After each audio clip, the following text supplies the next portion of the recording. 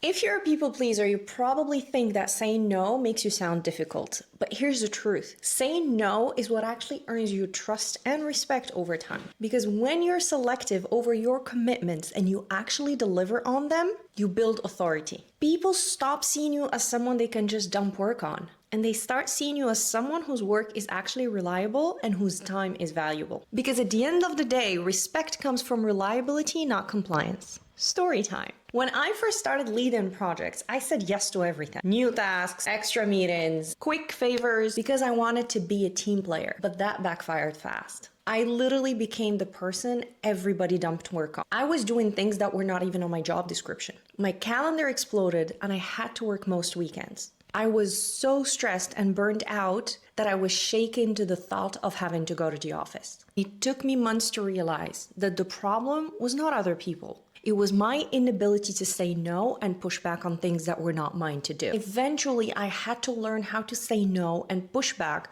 without sounding defensive or dismissive. And today, I'm sharing with you 3 strategies to help you do the same. Let's break it down together. Let's start with the first mistake that all of us did at some point. Defending our no. We keep explaining why we can't do something, thinking that it makes us sound polite. But it actually makes us sound so unsure. So instead of saying something like, I'm so sorry, I wish I could help, I just really am slammed right now, try this instead.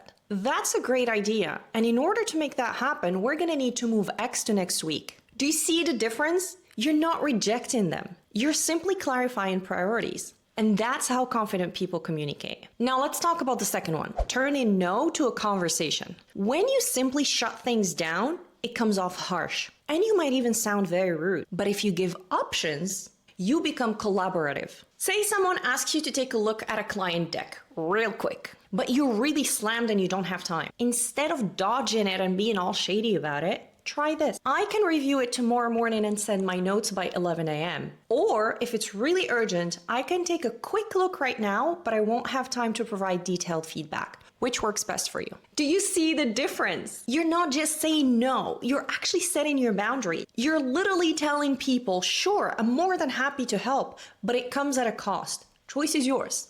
And people respect that. Listen, if you're the one who's always overloaded in your team and you feel so overwhelmed with everything you have to do, I'm creating content for you. So make sure to subscribe for more helpful tips. All right, one more strategy for you.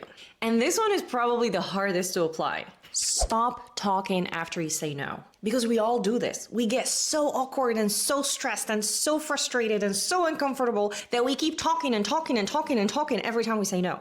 You don't want that. I know that silence feels uncomfortable, but here's the truth. Your tone and presence communicate so much more than your words. A calm and confident, I won't be able to take that on right now, followed by a pause, does the job beautifully. That pause and that silence is confidence. It tells people, I meant what I said, and there is no room for negotiation. The more you practice that pause, the more confident you sound, and the more authority you build. Because here's the thing, looking back right now, saying yes to everything did not make me helpful. It only made me feel so overwhelmed all the time. And I was always running behind schedule. But saying no clearly and calmly made people respect my time and my decisions.